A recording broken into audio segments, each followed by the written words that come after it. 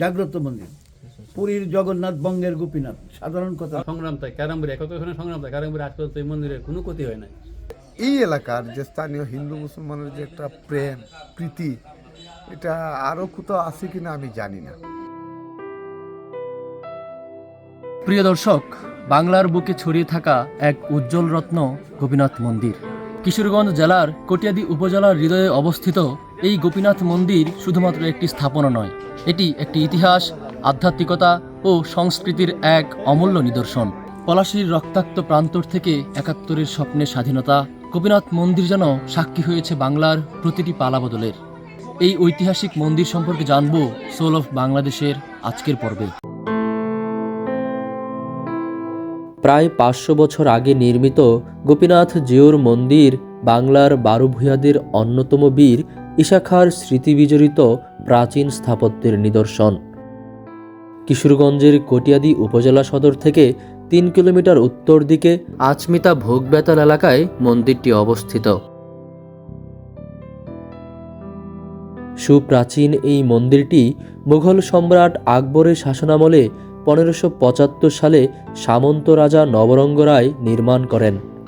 স্থাপত্যের দিক থেকে এই মন্দিরটিতে ভারতের উড়িষ্যার প্রাচীন মন্দিরের সাদৃশ্য লক্ষ্য করা যায়।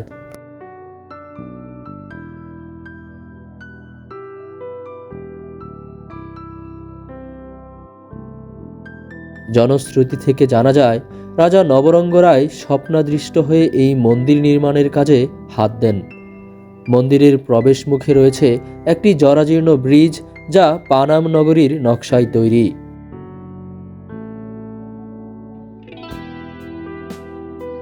জানা যায়, প্রায় ৪২০ বছর পূর্বে শ্রী শ্রী গোপীনাথ মন্দিরের কাছে বাউল সাগর নামক নদী ছিল। বিভিন্ন জায়গা থেকে বজরা এবং নৌকার বহর আসত এই নদী হয়ে। এককালে মন্দিরের পাশ দিয়ে প্রবাহিত হতো এই বাউল সাগর নদী।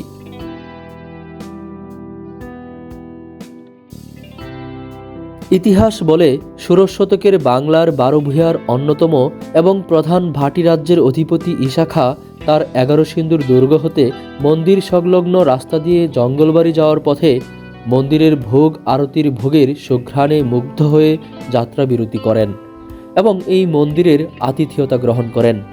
আতিথেয়তায় মুগ্ধ হয়ে জঙ্গলবাড়ির দেওয়ান বীর ঈশা খাঁ মন্দিরের জন্য লাখেরাজ জমি দান করেছিলেন, আর তখন থেকেই এলাকার নামকরণ করা হয় ভোগবেতাল।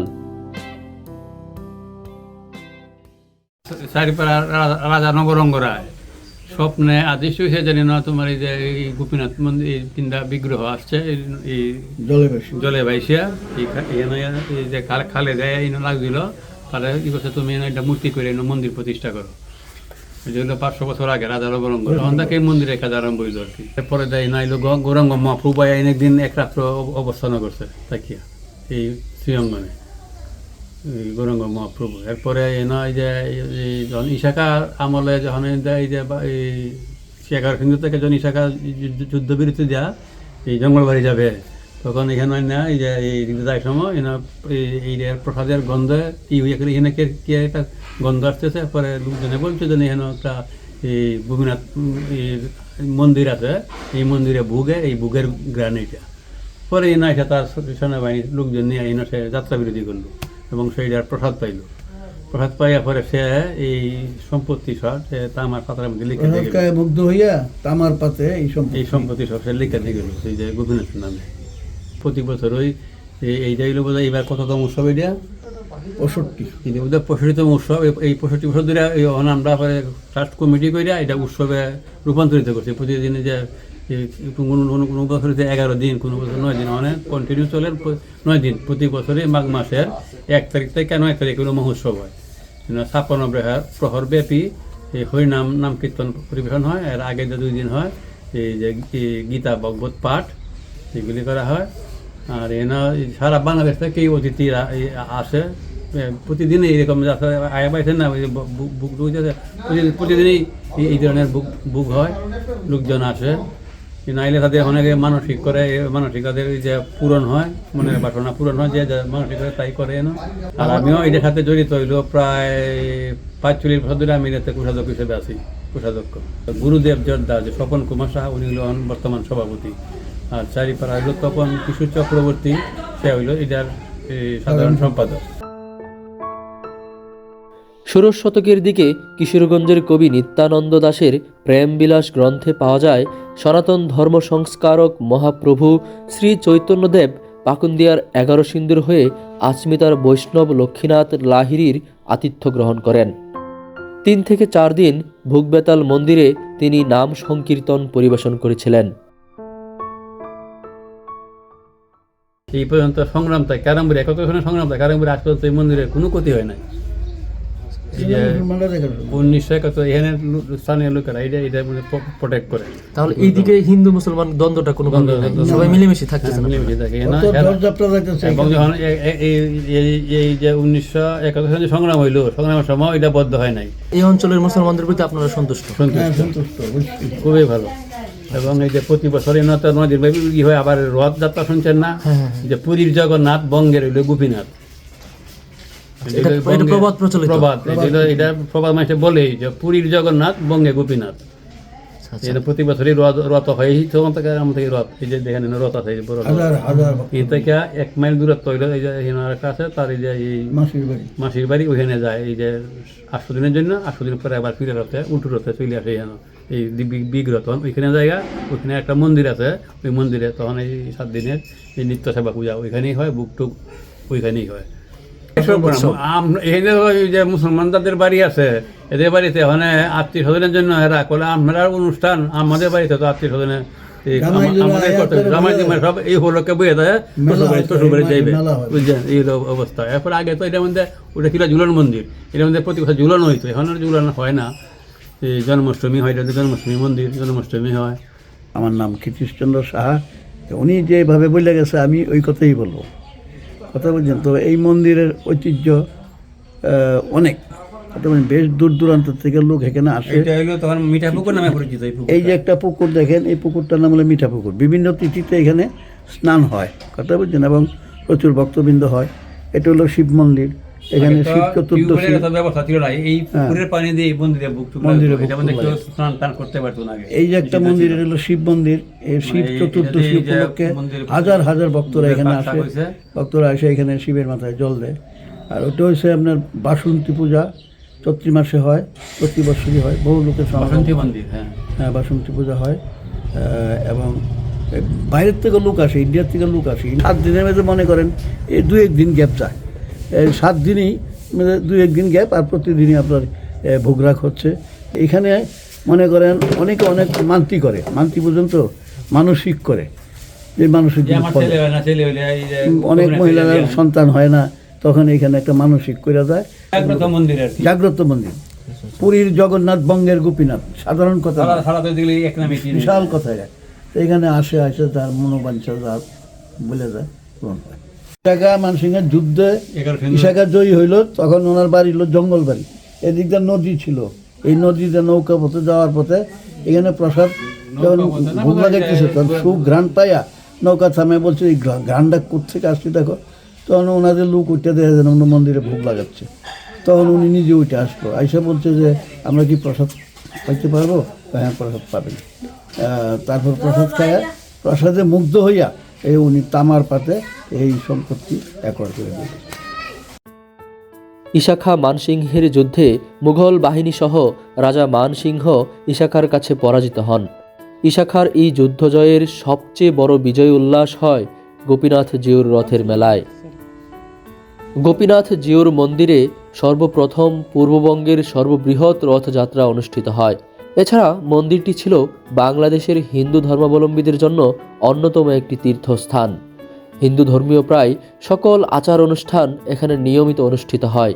এর মধ্যে সবচেয়ে বড় আয়োজন হয় রথযাত্রার মেলা উপলক্ষে। আমার নাম বিশ্বজিৎ চৌধুরী, আমার বাড়ি সুনামগঞ্জ। আমি এই গোপীনাথ, শ্রী শ্রী গোপীনাথ মন্দিরের সেবায়েত দীর্ঘ 4 বছর যাবত আছি। ইউটিউবে দেখলাম গোপীনাথ বাড়ির প্রাচীনতম কিছু ইতিহাস শুনলাম ইউটিউবে, নেত্রকোনা বোনের বাড়ি থেকে শুনতে শুনতে শুনতে শুনতে বেড়াইতে বেড়াইতে এখানে আসার পরে তো আর যাইতেই পারলাম না। এই সেবায় নিয়োগ দিয়ে দিল কমিটি, এখানে রইলাম। এখন পর্যন্ত আমার কাছে খুবই খুবই ভালো লাগে। আর এখানের যে ইতিহাস, আসলে আমার বয়সই আর কত, এরপর যা শুনলাম 438 বছরের মন্দির, 1585 খ্রিস্টাব্দের মন্দির, রাজা নবরঙ্গ রাজার প্রতিষ্ঠিত মন্দির, এরপরে রাজা ইশাখার 500 একর দান করা সম্পত্তি এখানে আছে। একটা মন্দির আছে এখানে 1 কিলো পরেই, সেটাকে বলা হয় গুন্ডিচা মন্দির, যেখানে প্রভু রথের সময় 9 দিন থাকে, আবার উল্টো রথে উনি আসেন। তা আসলে এটা একটা কথা আছে, যে প্রবাদ আছে যে পুরীর জগন্নাথ, বঙ্গের গোপীনাথ। আর এই বঙ্গের গোপীনাথের এই যে একজন সেবায়ত কৃতদাস, জানি না কতটুকু সেবা দিতে পারতেছি, জানি না, প্রভুই জানে ভালো। আর তাছাড়া সবচেয়ে ভালো লাগে যে এই এলাকার যে স্থানীয় হিন্দু মুসলমানের যে একটা প্রেম প্রীতি, এটা আরও কোথাও আছে কিনা আমি জানি না। বা এই 3-4 বছরের ভিতরে যে অনেক কিছু দেখতেছি, কিন্তু তাদের যে আমাদের প্রতি যে একটা প্রীতি, বা এত এত অনুষ্ঠান হইতেছে, অনেক সময় দেখা যায় যে 1 তারিখ থেকে, মাঘের 1 তারিখ থেকে আমাদের উৎসব শুরু হবে, 9 তারিখ পর্যন্ত হাজার হাজার মানুষের পঞ্চব্যঞ্জন সেবা হবে, সাদা অন্ন হবে, সবজি হবে, ডাল হবে, রসা হবে, ভ্যারাইটির সেবা হইতেছে। এখানে মেলা বসতেছে, দেখা যায় আশেপাশে যত মুসলমান আছে প্রত্যেকের বাড়িতে ইষ্টি কুটুম আসতেছে, তাদের জামাইরারে দাওয়াত দিতেছে যে আসবাই না, উৎসব তো আরম্ভ হয়ে যাবো গা, মেলা তো আরম্ভ হয়ে যাবো গা, আসো। জামাই আইতেছে, মেয়ে আইতেছে, মানে অনেক আত্মীয় স্বজনে ভরপুর তাদের বাড়িতে, একটা আনন্দে হুল শুরু হয় এখানে। তাছাড়া একটা কথাই যে এখানের স্থানীয় মুসলমানরা খুবই ভালো, এটা আর কি ব্যাখ্যা দেবো, কারণ আমি যে 3-4 বছর পরে একটা অভিজ্ঞতা অর্জন করছি, তাদের যে আসলে এই যে প্রেম, এটা গভীর।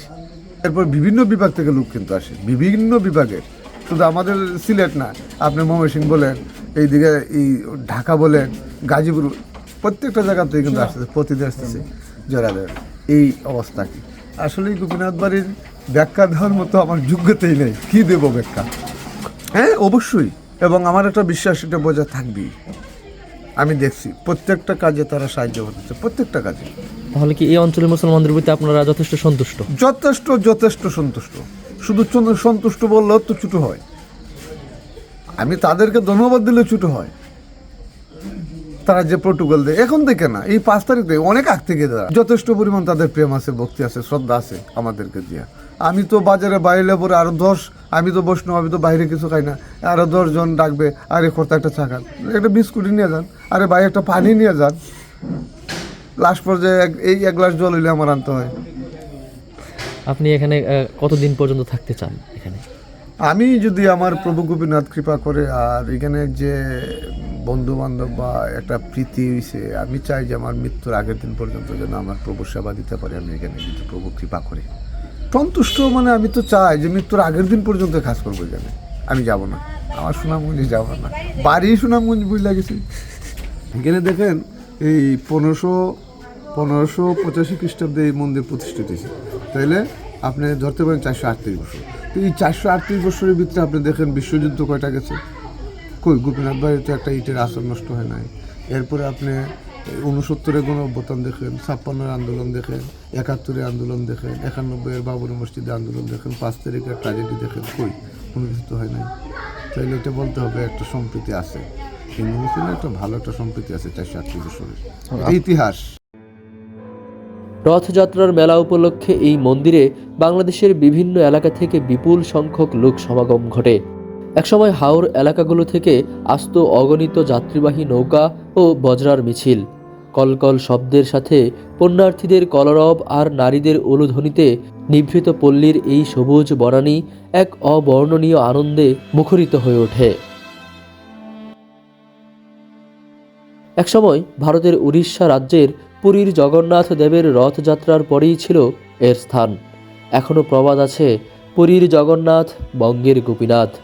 কিন্তু আগেকার সেই জৌলুস না থাকলেও কালের সাক্ষী হয়ে দাঁড়িয়ে আছে ঐতিহ্যবাহী এই দেবালয়টি। হারিয়ে যাওয়ার পথে দেবালয়টি টিকিয়ে রাখার জন্য একটি ট্রাস্ট কমিটির মাধ্যমে মন্দিরটি পরিচালনা করা হচ্ছে।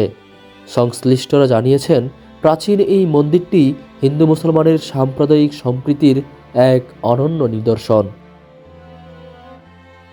গোপীনাথ মন্দির কেবল একটি স্থাপনা নয়, এটি কালের সাক্ষী।